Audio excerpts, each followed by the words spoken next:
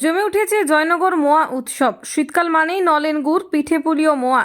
সেই মোয়া যদি হয় জয়নগরের, তাহলে তো আর কথাই নেই। খাদ্যরসিক মিষ্টিপ্রিয় বাঙালি আর কিই বা চাইতে পারে শীতের মরশুমে? শীতকালে এলেই মিষ্টির দোকানে দোকানে ছেয়ে যায় মোয়ার পসরা ও হাঁড়ি। ইচ্ছে হলেই অফিস ফেরত বাঙালি বিকেলে কিংবা সন্ধ্যায় বাক্সবন্দি করে মোয়া নিয়ে বাড়ি ফেরে।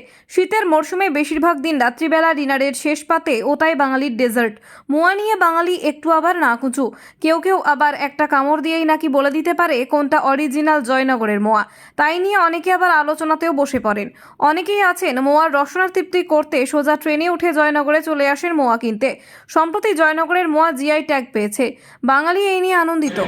দক্ষিণ চব্বিশ পরগনার জয়নগরের দক্ষিণ বারাসাত শিবদাস আচার্য হাই স্কুলের, জয়নগরের বিধায়ক বিশ্বনাথ দাস ও বারুইপুরের মহকুমা পুলিশ প্রশাসক অতীশ বিশ্বাস।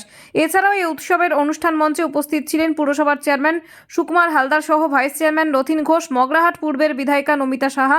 উপস্থিত ছিলেন ডাইদিঘির বিধায়ক অলোক জলদাতা, অন্যান্য বিশিষ্ট ব্যক্তিবর্গ। নানান স্বাদের নানান ধরনের জয়নগরের মোয়া, নলেন গুড় থেকে শুরু করে পাটালির সম্ভার ও নানান ধরনের শীতকালীন মিষ্টির সম্ভার রয়েছে এই মোয়া উৎসবে। বারুইপুর প্রেস ক্লাবের উদ্যোগে আয়োজিত এই উৎসব চলবে বুধবার পর্যন্ত। শীতে ভোজন রসিক বাঙালির অন্যতম আকর্ষণ জয়নগরের মোয়া। কনকচুর ধানের খই ও নলেন গুড়ের মিশ্রণে তৈরি হয় এই অসাধারণ শীতকালীন মিষ্টি। সীতাভোগ মিহিদানা যদি হয় বর্ধমান জেলার সেরা মিষ্টি, তেমনি দক্ষিণ চব্বিশ পরগনা জেলার সেরা মিষ্টি এই জয়নগরের মোয়া। শুধু রাজ্য নয়, দেশের বিভিন্ন প্রান্ত এমনকি বিদেশেও এই মোয়ার ব্যাপক চাহিদা রয়েছে। সেই কথা মাথায় রেখেই এই মোয়া বর্তমানে মিলছে অনলাইনেও। তাছাড়া যারা ডায়াবেটিক রোগে আক্রান্ত, সেই সমস্ত মানুষদের কথা মাথায় রেখে নো অ্যাডেড সুগার মোয়াও এবার মিলছে এই মোয়া উৎসবে। তবে মোয়ার আকাশ ছোঁয়া জনপ্রিয়তা থাকলেও এই মোয়া শিল্প ধীরে ধীরে শেষ হয়ে যেতে বসেছে। কারণ একদিকে যেমন কমছে খেজুর গাছের সংখ্যা, তেমনি বর্তমান প্রজন্ম শিউলির পেশায় আসতে চাইছেন না। ফলে গাছ থেকে রস সংগ্রহ ও তা থেকে সুমিষ্ট নলেন গুড় তৈরি করা সম্ভব হয়ে উঠছে না।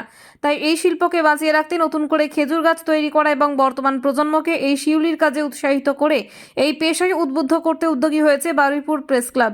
এই চিন্তাধারা নিয়েই 3 দিনের এই মোয়া উৎসবের আয়োজন করা হয়েছে। ইতিমধ্যে উৎসব প্রাঙ্গণে মানুষের ঢল নেমেছে। স্টলে ঘুরে ঘুরে মোয়ার চেখে দেখে কেনাকাটাও শুরু করেছেন মানুষজন। সব মিলিয়ে জমে উঠেছে জয়নগরের মোয়া উৎসব।